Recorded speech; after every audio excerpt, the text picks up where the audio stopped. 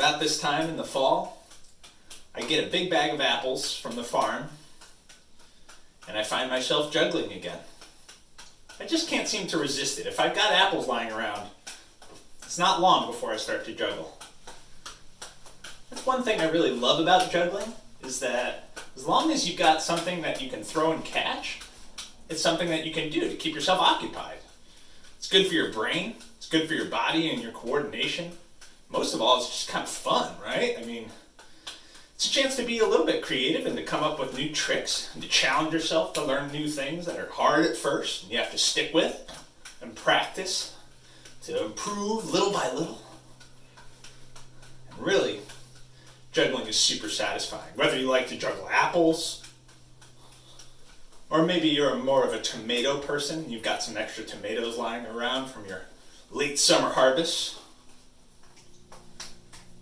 Sometimes, when I want a little bit more of a workout, I like to juggle things that are bigger and heavier, like these gourds. Maybe you're more of an animal person, and you'd like to juggle things like fish and elephants and monkeys, or lions or bears or dragons. Or maybe you want to really let loose and juggle some wild things like these guys. Whether you dream of juggling wild things, fish, or apples, or anything else, you've come to the right place. All are welcome here at the Palmer Public Library Juggling Club. My name's Dan, and I'm really excited to help you take your first steps towards becoming a juggler. Now, you may be thinking to yourself, Library Juggling Club. A library juggling club. Really, Dan? I mean, don't librarians usually discourage people from throwing things around? You know, yes, I have been known as a youth librarian to ask people to stop throwing things at the library. That's very true. But we're living through some pretty extraordinary times. And extraordinary times call for extraordinary things. So I thought, as a change of pace, it'd be fun to turn our minds away from books and to think about generally having a good time keeping things moving. Because really, that's what juggling is all about. That's the essence of juggling. Keeping things in motion. Wouldn't you say, Snake? That's about right. By way of a more, shall we say, robust definition, I would offer that juggling is the art of balancing, coordinating, and perpetuating the dynamism of multiple objects. I must confess that as a, shall we say, relatively limblish creature, I've always been fascinated by juggling. All that throwing and catching and throwing. It's magical, don't you think? So, I guess you're saying that juggling is really just the magic of keeping things moving? Well, yeah, that sums things up nicely. Thanks, Snake. Oh, you're welcome, of course. And good luck with the juggling. Practice every day! You might be thinking to yourself, what's the point of all this throwing and catching and throwing? I mean, do you get points? Can you win prizes or anything? We get followers if you learn how to juggle?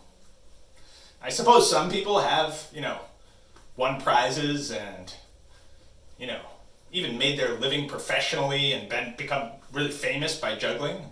Probably some people on the internet have lots of followers because they're such amazing creative jugglers. But you probably shouldn't start learning how to juggle just to get famous or just to make money. Because juggling's really about challenging yourself. Yeah, learning to do things that are hard at first and that sometimes you make mistakes at. You just have to pick everything back up and try again. Juggling is about resilience and persistence, sticking with it so that you can get better and better, and the better you get, the more fun it becomes. You can get really creative with your juggling. I don't know, you can bounce the balls off your head or off your foot. You can throw them around your back. You can do two in one hand. you can keep one ball going over the top or under the bottom. There's an infinite number of ways of juggling. Now, all you need to get started is a good place to practice. Once you have a lot of practice juggling, you can do it really literally anywhere. But while you're learning, you might have some trouble keeping the balls under control. You might look more like this and have the balls flying all over the place. So it's really, really important that you pick a spot to practice where you're not going to crash into anything with your body or with any juggling balls that go flying, wildly over there all of a sudden. You want to pick a nice, clear area that's just right for juggling. And of course, the other thing you'll need is some objects to juggle. Obviously, juggling balls are classic. You can use just about anything. Tennis balls work really well. These white things are dryer balls. I've been having fun juggling them lately. If you don't have any balls lying around, you could always juggle some socks, like these. Socks work really, really well, especially as a beginner. They're even better if you ball them up. I like to use smaller socks, roll them into balls like these, and then they work really, really, really well for practicing. And of course you can juggle scarves. There's really no limit to the things that you can juggle. But when you're a beginner, it's important to start with things that are soft and lightweight so that you don't hurt yourself or anything else. So, if you want to learn the basic 3-ball pattern, the first skill to practice is throwing and catching one ball. So I'm going to put 2 balls down. I'm going to practice throwing just one ball. Sounds easy, right? You're like, I throw one ball and catch one ball like nobody's business, Dan. I don't need you to show me how to do that. Well, this is fine, but throwing and catching like this, kind of all random and with every toss being a little bit different, that is probably not the best way to practice throwing and catching if you want to learn how to juggle 3 balls. Because to juggle 3 balls, I need to throw and catch with lots and lots of precise control. So I have to practice throwing and catching, really. And you might notice that when I'm juggling, I'm not really moving my hands up and down like this so much as I'm moving them around and around and around and around.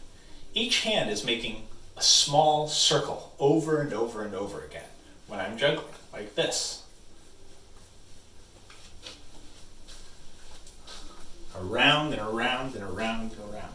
So, you're going to take one ball and practice tossing it in a nice arc. You want the ball to go a little bit higher than your eye level, just above your head, and you want it to pass the center of your body at its peak. So the ball's going to go up like a rainbow, come to a peak right in front of your eyes, and then rainbow over to your other hand. And then you're going to do the same thing in the other direction. You're going to throw it up into the air in a beautiful arcing rainbow, and you're going to catch it in your other hand. Over and over and over again. So do that 25 billion times, and you'll be ready to move on to the next step. Well, 25 billion might be a bit much. Practice that for a couple minutes each and every day, and it really will help you learn to juggle. After you've practiced throwing and catching one ball for a few minutes, next, you want to practice throwing and catching 2 balls, all right? Now, of course, there's a lot of different ways of throwing and catching 2 balls and keeping 2 balls in motion. The first one that most people think to try is this. It looks like this. I'm using one hand to throw and one hand to catch. I'm keeping the balls moving in a continuous circuit. And that's a great exercise. It's really good for working on throwing and catching. But the problem with it is only one hand is throwing and only one hand is catching. And remember, if we want to learn how to juggle 3 things in the basic 3-ball pattern, both hands are going to need to throw and both hands are going to need to catch. So, if you like practicing this way, just make sure that you remember to change directions from time to time, to work on both your hands so that they can both get better at throwing and both get better at catching. Now, an even more helpful exercise for learning to juggle 3 balls in that basic 3-ball pattern is to take 2 balls, 1 in each hand, and to do 2 tosses and 2 catches so that it looks like your pattern looks like this. Ready? Throw, throw, catch, catch. Once again, that's throw, throw, catch, catch. Throw, throw, catch, catch. You can start with your other hand sometimes to make sure that you're practicing both equally. So this time I'm going to start with my right. Ready? Throw, throw, catch, catch. Throw, throw, catch, catch. Throw, throw, catch, catch. Do that 25 billion times a day, and you'll be juggling in no time. Well, 25 billion times is, again, probably a bit much, but do that for a couple minutes each day, and that is probably the single best thing that you can do to work up your skills so that you can master the basic 3-ball pattern. Now, if you think that throwing 1 ball back and forth gets kind of boring, I can understand that. If you think that doing 2 tosses and 2 catches can get kind of boring, or maybe it's just a little too easy for you, I get that. So here is a 2-ball challenge, all right? This is the big challenge for this week. Can you juggle 2 balls in 1 hand, like this? Now, this is another great way to practice throwing and catching in a really controlled way so that eventually you can work up to that standard 3-ball pattern.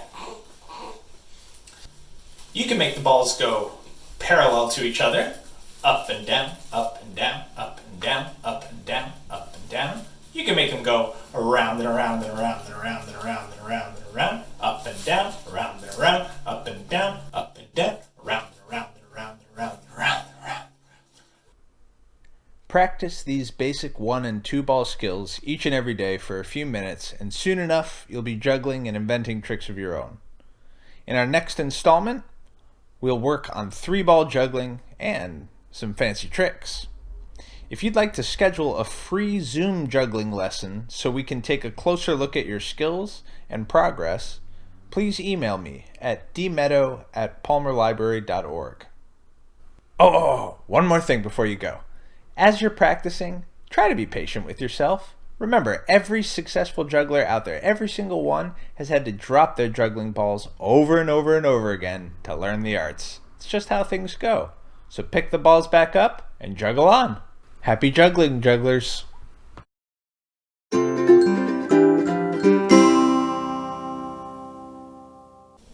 If you participated in summer reading this year, make sure you check out the Palmer Public Library website to register for a free summer reading t-shirt.